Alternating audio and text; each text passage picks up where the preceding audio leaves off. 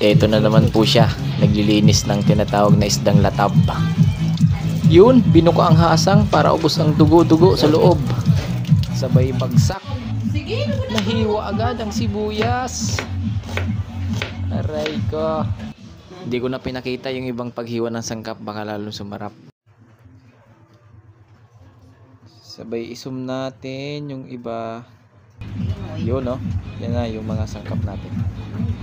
Papakuluan natin yan. Yun na, nakalagay na sa kaldero. Balikan natin after 3 days. Tingnan natin kung nakakulo na. Yun, nakakulo na. Yan na, nalabas na yung katas.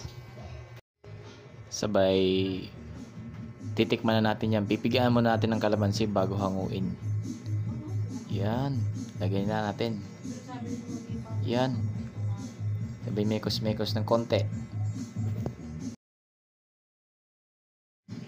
Sabay titikman na natin at parang ang sarap ng nagtitimpla ay nagluluto.